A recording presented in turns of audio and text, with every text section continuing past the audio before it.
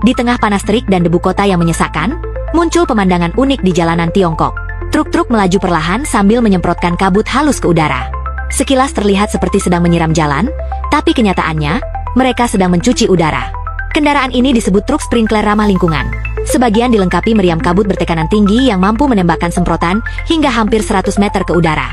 Kabut halus itu menangkap partikel debu mikroskopis, menjatuhkannya ke tanah, dan menciptakan efek sejuk layaknya hujan buatan Mini di tengah kota yang padat. Dalam beberapa menit, udara jadi lebih ringan dihirup, dan jalanan terasa lebih bersih.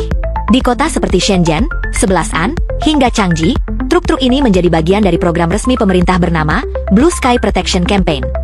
Sebuah proyek besar untuk mengendalikan polusi udara dan menjaga langit perkotaan tetap biru. Truk-truk ini tak beroperasi sembarangan. Mereka digerakkan berdasarkan data kualitas udara real-time. Begitu sensor mendeteksi peningkatan debu, unit terdekat langsung diaktifkan untuk berpatroli. Model terbarunya bahkan berbasis listrik penuh, tanpa suara mesin dan tanpa emisi. Dilengkapi GPS, sensor PM25, dan sistem kontrol otomatis, truk ini bisa menyesuaikan kekuatan semprotan sesuai kondisi sekitar. Semua datanya langsung terkoneksi ke pusat pengendali kota, menciptakan sistem kota cerdas yang peduli pada udara yang dihirup warganya. Tapi ide seperti ini bukanlah hal baru di Tiongkok. Lebih dari 1800 tahun lalu, di masa dinasti Han, Kaisar Ling memerintahkan seorang pejabat bernama Beilan untuk membuat alat bernama Fan Chekewu. Kendaraan sederhana yang menggunakan prinsip sifon dan roda pengungkit air untuk menyiram jalan dan menekan debu di ibu kota kekaisaran. Itulah prototipe truk penyiram pertama dalam sejarah. Lalu pada tahun 1967, lahirlah truk penyiram modern pertama buatan Tiongkok. Mobil Jiefangcha 10B yang dimodifikasi oleh Biro Teknik Jalan Raya untuk membersihkan jalan perkotaan. Sejak itu, produksinya terus berkembang pesat. Tahun 1994 tercatat 79 model berbeda diproduksi di 16 provinsi. Dan pada tahun 2020 jumlah produksinya mencapai lebih dari 28.000 unit per tahun. Struktur truk sprinkler terdiri dari tangki air besar, pompa tekanan tinggi, sistem kontrol, pipa air, serta meriam kabut di bagian atas.